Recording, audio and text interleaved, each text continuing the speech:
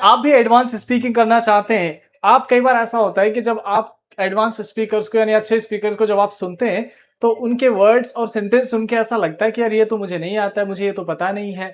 तो आखिर वो क्या यूज़ करते हैं, किस तरह के वर्ड्स यूज़ करते हैं? चलो मैं आज आपको बताता हूँ कि देखो एडवांस स्पीकर किन चीज़ों का इस्तेमाल करते हैं अपने कन्वर्सेशन में, लेट मी टेल यू। जैसे देखो यहाँ पे हमने 5 अलग-अलग वर्ड लिखा है, एक है board, alight, enter, arise and return, ठीक है?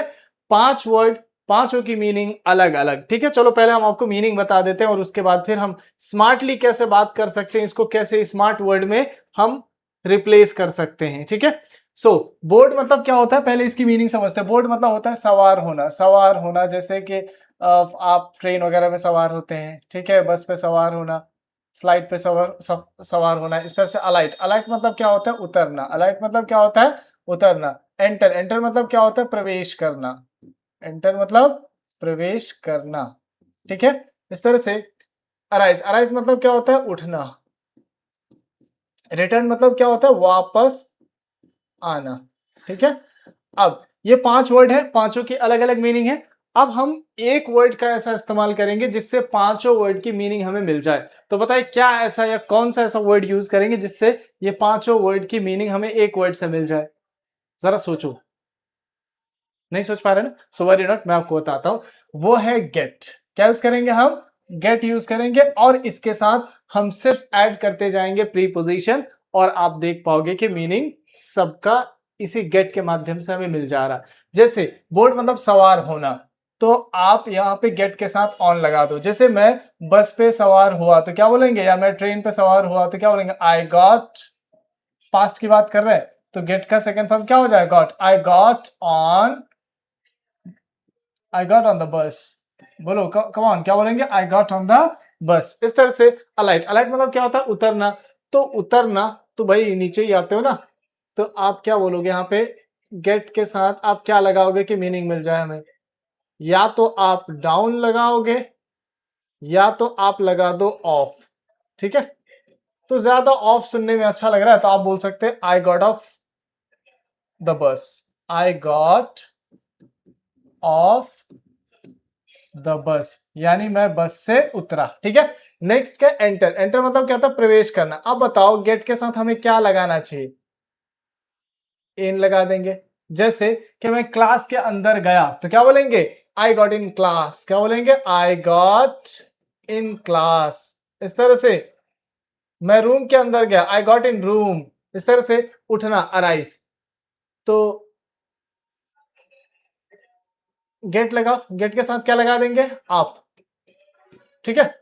तो गेट आप, सेकंड फॉर्म क्या हो जाएगा, गेट का सेकंड फॉर्म गॉट। तो अगर कहना हो कि मैं सुबह जल्दी उठा, आई गॉट अप अर्ली। क्या बोलेंगे, I got up early. Next, return. Return मतलब क्या होता है, वापस होना। रिटर्न के साथ आप, चलो गेट लगाओगे, गेट के साथ आप क्या लगाओगे कि रिटर्न का मीनिंग दे दे हमें, बैक लगा दो यहाँ पे, ठीक है?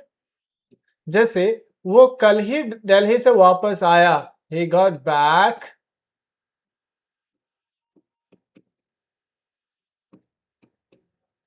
फ्रॉम दिल्ली। कल ही, तो उसके लिए आप लगा दो जस्ट यस्टरडे। जस्ट यस्टरडे, कहते हैं ना आज ही, जस्ट टुडे। कल ही, जस्ट यस्टरडे। समझ में आ गया? अब देखो सिर्फ और सिर्फ हमने क्या यूज किया, एक वर्ड गेट और उसके साथ हमने अलग अलग सिचुएशन के लिए प्रीपोजिशन हमने यूज कर दिया, ठीक है?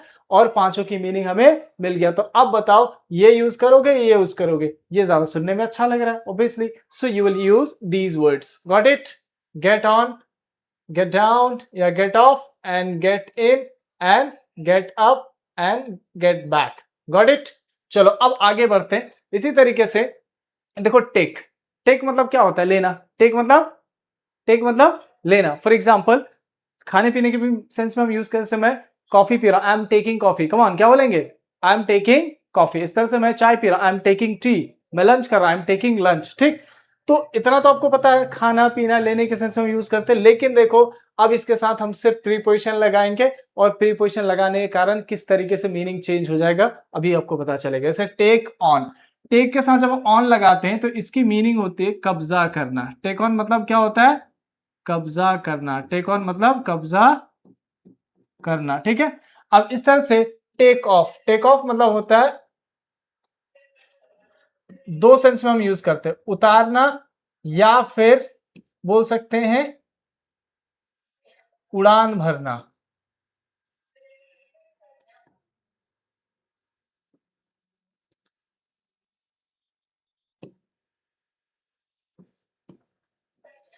उड़ान भरना, ठीक है। टेक डाउन, कोई चीज को नीचे लेके आना, नीचे लाना।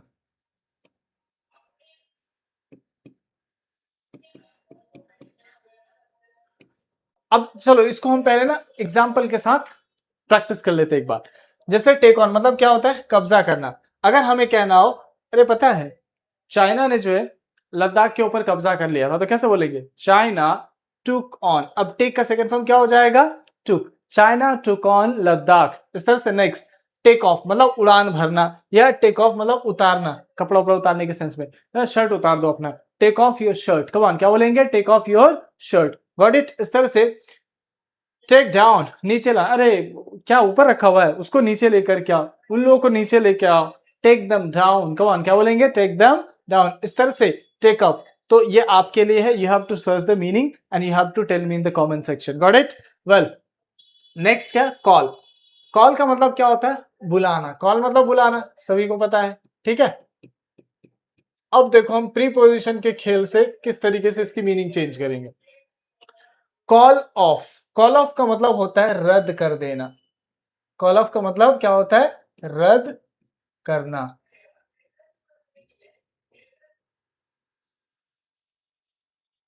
कॉल ऑफ मतलब रद्द करना।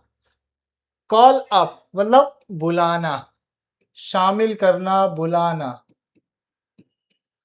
कॉल फॉर मतलब मांगना या डिमांड करना, ठीक है। Next put on. Put on मतलब क्या होता है, पहनना। पुट ऑन मतलब, तो चलो इसका पहले ना एग्जांपल्स ले लेते हैं, ठीक है। कॉल ऑफ मतलब रद्द करना। जैसे बारिश के कारण मैच रद्द कर दिया गया, तो कैसे बोलेंगे, match was called off due to rain. इस तरह से कॉल अप मतलब बुलाना, शामिल करना, दोनों सेंस में। जैसे मान के चलो कि शमी टीम से बाहर चल रहा था क्योंकि वो इंजर्ड था, दैट्स द रीजन। तो अगर कहना हो कि टीम ने उसको शामिल किया, तो क्या बोलेंगे, Shami was called up in Indian squad, ठीक है। इस तरह से कॉल फॉर मतलब मांगना। जैसे धोनी ने रिव्यू मांगा, तो क्या बोलेंगे, Dhoni called for review. Come on, क्या बोलेंगे, धोनी कॉल्ड फॉर रिव्यू। और ये तीनों सेंटेंस जो है, वर्ड जो है, बहुत ज्यादा मैच में यूज किया जाता है, ठीक है। Well next put on. Put on मतलब क्या होता है, पहन। पुट पुट मतलब होता है रखने, रखने के सेंस में। अब उसके साथ हम प्रीपोजिशन लगा देंगे, ठीक है। पुट ऑन मतलब पहनना, पुट ऑन मतलब पहनना। पुट ऑफ मतलब टालने के सेंस में।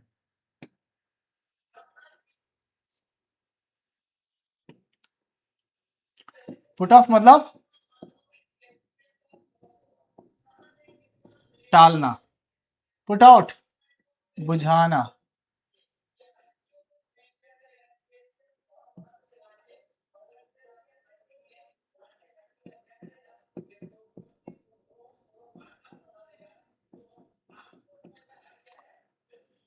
पुट डाउन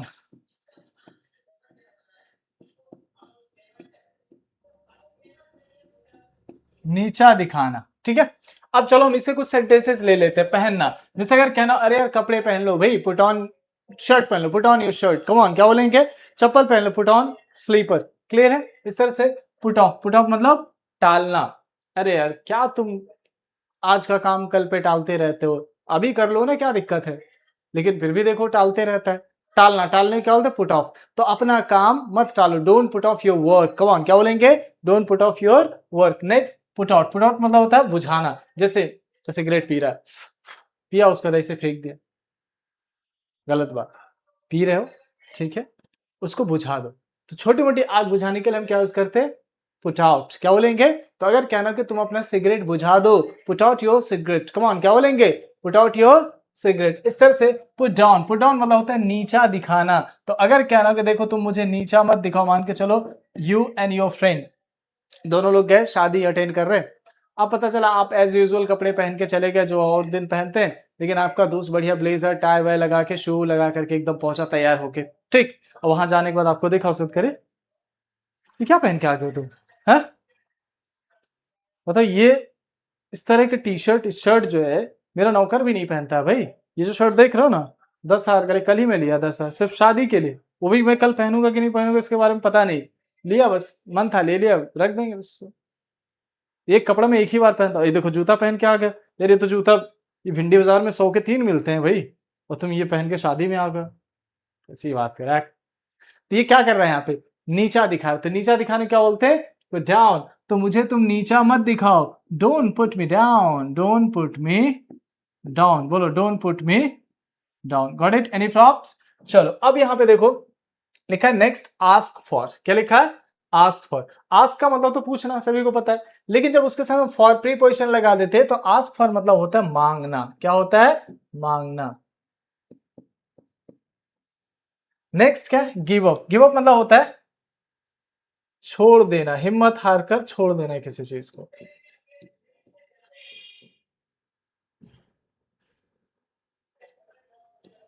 चलो अगर कहना हो कि मैंने पिताजी से पैसे मांगे तो कैसे बोलेंगे, I asked my dad for money. क्या बोलेंगे, मेरे से पैसा मत मांगो भाई, तो क्या बोलेंगे, don't ask me for money. क्या बोलेंगे, don't ask me for money, तुम मुझसे मदद मत मांगो भाई, don't ask me for help. Clear है, समझ में आ गया। इस तरह से गिव अप, हिम्मत मत हारो भाई, कोशिश करते रहो, keep trying, don't give up. क्या बोलेंगे, डोंट गिव अप। क्लियर है, एनी प्रॉब्लम्स? चलो अब आगे बढ़ते हैं और इसी सीरीज को हम जारी रखते हैं। तक जो आपने ये सारा खेला देखा टेक के साथ, ऑन ऑफ एट डाउन, ये सारी चीजों का यूज, तो ये सारा खेल जो चेंज हुआ यानी मीनिंग जो पूरे का पूरा चेंज हुआ, it is just because of preposition. जब तक टेक अकेले था सेम मीनिंग था, जब तक पुट अकेले था तब तक सेम मीनिंग था, गेट अकेले था सेम मीनिंग था, लेकिन जब उसके साथ प्रीपोजिशन लग गया तो देखो वर्ड्स के मीनिंग चेंज हो गए। तो चलो सबसे पहले हम अब प्रीपोजिशन की खेला को समझते हैं कि प्रीपोजिशन होता कैसे है और इसका यूज कहां कहां होता है, ठीक है। तो देखो एक छोटा सा उदाहरण हमने लिया आपको समझाने के लिए। यहां पे देखो कितने प्रीपोजिशन, 1 2 3 4 5 6, 6 प्रीपोजिशन है। देखो इसी बॉक्स के माध्यम से हम इसको समझ लेंगे, ठीक है। जैसे एक बॉल है, ठीक। अब ये बॉल अभी क्या है ना, ये बॉक्स के ऊपर रखा हुआ है, इस बॉक्स के ऊपर क्या है, ये बॉल अभी रखा हुआ है, ठीक।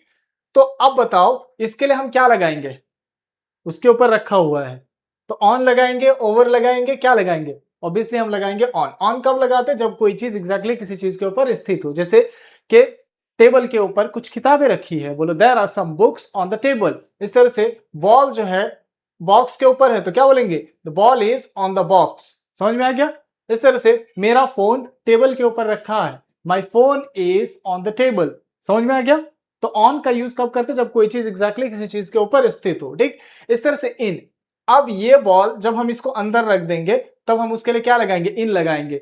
और मैं अगर ये आपसे कहूं कि बॉल जो है इस बॉक्स में है तो क्या बोलेंगे, the ball is in the box. क्या बोलेंगे, ball is in the box. Clear है। इस तरह से अब वही बॉल, अब ये सतह है इसका, लेकिन इसको छू नहीं रहा है, हवा में, ठीक है, लटका हुआ है मान के चलो, तो वहां पे हम ऑन नहीं लगाएंगे, क्या लगाएंगे, लेकिन वो बॉक्स के ऊपर है ही, लेकिन उसके एग्जैक्टली उसके ऊपर इस सतह को नहीं छू रहा है, वो मान के चलो हवा में वो झूल रहा है, तो वहां पे आप क्या लगाओगे, ओवर लगाओगे, the ball is over the box. समझ में आया क्या। इस तरह से आउट ऑफ, मान के चलो अब निकाल लिया आपने और उस बॉल को निकाल करके आपने यहां पे रख दिया, बॉल बक्सा के अंदर था, बॉक्स के अंदर, और उसको निकाल करके आपने यहां पे रख दिया। और अब मैं पूछूं कि बॉल कहां है, बक्से के अंदर है क्या, तो आप क्या बोलोगे, नहीं नहीं, बॉल जो है बक्से से बाहर है, ball is out of the box. क्या बोलेंगे, ball is out of the box. समझ में आ गया। वेल इस तरह से अंडर, अब ये बॉक्स है, उस बॉक्स के नीचे हमने उस बॉल को रख दिया तो मैं क्या बोलूंगा, the ball is under the box. समझ में आ गया, नीचे। इस तरह से इनटू, इनटू का जो हम यूज करते हैं एक्चुअली ये तब यूज करते हैं जब हम कन्वर्जन के बारे में हमें पता चलता है। जैसे आप एग्जाम दिए होंगे तो ग्रामर का जब पेपर रहा होगा इंग्लिश का, तो कुछ सेंटेंस होंगे, उसके बाद फिर ऊपर लिखा हुआ रहेगा translate into English, translate into Hindi, है ना। तो जब कोई चीज को किसी चीज में कन्वर्ट करना होता है तो वहां पे हम क्या यूज करते हैं, इनटू का। जैसे कोई नदी में कूद गया तो ही जंप्ड इनटू रिवर, क्या बोलेंगे, ही जंप्ड इनटू रिवर। इस तरह से अब मैंने बॉल यहां था, उठा के मैंने इसे फेंक दिया अंदर, तो क्या बोलेंगे, I put the ball into box. समझ में आ गया। यानी प्रॉप्स इस तरह से, कोई पानी लेके आया तो आपने कहा भाई पानी मेरे ग्लास में डाल दो, pour the water into my glass। समझ में आ रहा है, is that clear. Well under तो अभी तो मैंने बता ही दिया। इस तरह से एक प्रीपोजिशन है अक्रॉस। अक्रॉस का मतलब क्या होता है, जैसे एक नदी है, ठीक है, ये अब इसके आर पार क्या है, ब्रिज है, तो क्या बोलेंगे, there is a bridge across the river, यानी जो किसी चीज को क्रॉस कर रहा हो, आर पार कर रहा हो, ठीक है, तो हम क्या बोलेंगे, across, there is a bridge across the river. अब ये नदी है, ठीक है, अब यहां पे एक रास्ता निकला हुआ है, जैसे यही रास्ता है मान चलो, ठीक है, तो अब आप इस रास्ते से होकर के जा रहे हो, तो आप क्या बोलोगे, आई वॉज, जैसे मैं टहल रहा था, I was walking along the road with my dog.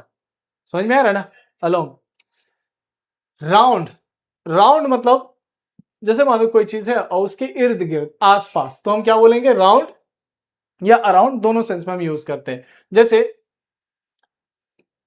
अगर कहना हो कि मैंने गांव के आसपास इर्द गिर्द देखा, I saw round the village, क्या बोलेंगे, I saw round the village. Clear है। इस तरह से अब एक प्रीपोजिशन है अबव, एक क्या है, बिलो, और आगे हम समझते हैं। तो अबव का यूज कब करते हैं, ऊपर के सेंस में। जैसे ए इज अबव द लाइन, ये एक लाइन है, अब लाइन से ऊपर क्या है, ए है, तो क्या बोलेंगे, ए इज अबव द लाइन। इस तरह से बी इज बिलो, अब उसके नीचे है तो उसके लिए नीचे के लिए हम क्या लगाएंगे, बिलो, ठीक है। हैव यू गॉट इट, समझ में आ रहा है ना। इस तरह से बिसाइड, बिसाइड मतलब क्या होता है, बगल में। जैसे यहां पे देख लो, इसका नाम है,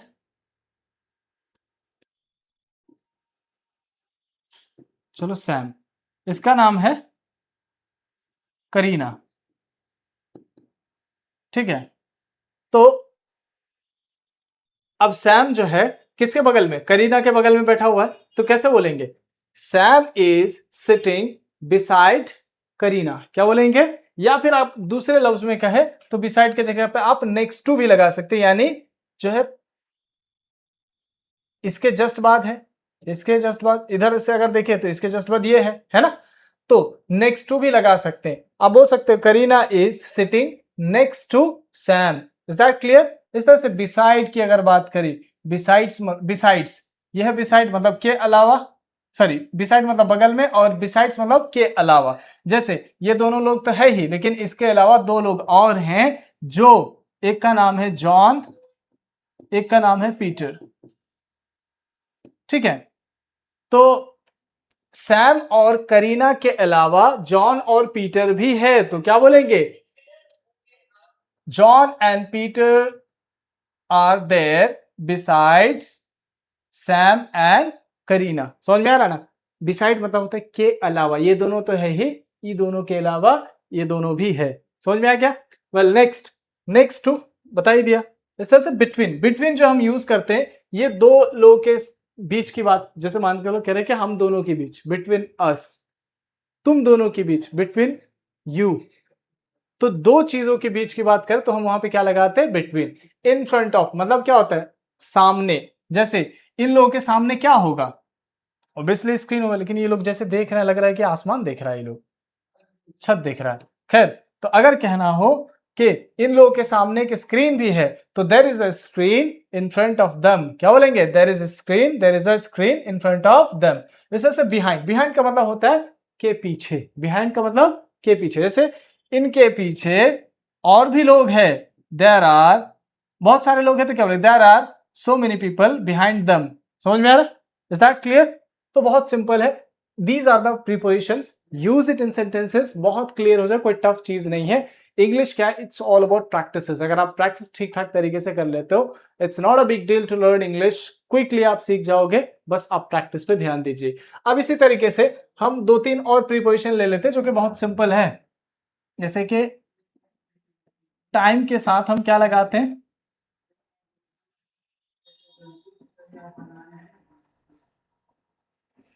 जैसे वो एकदम टाइम पे आ गया, ही केम ऑन टाइम, क्या बोलेंगे? ही केम ऑन टाइम। समझ में आ रहा है? इस तरह से अगर एग्जैक्टली टाइम की बात करें कि 7 बजे, 8 बजे, 9 बजे, तो वहां पे एट लगाएंगे। जैसे वो 7:30 बजे आया तो क्या बोलेंगे? ही केम एट 7:30। समझ में आ गया ना? समझ में आ रहा है? इस तरह से डे, डेट के साथ क्या लगा देंगे? ऑन। जैसे अगर कहना हो कि वो संडे को पटना गया था, he went to Patna on Sunday, day के साथ क्या लगाएंगे? ऑन। और डेट, जैसे अगर कहना हो कि वो 10 जुलाई को आएगा, he will come on 10th of July. समझ में आ रहा है? यानी डे और डेट के साथ आप क्या लगाएंगे? ऑन लगा देंगे। Is that clear? बहुत सिंपल है। Do the practice. Thank you. It's enough for today. See you tomorrow.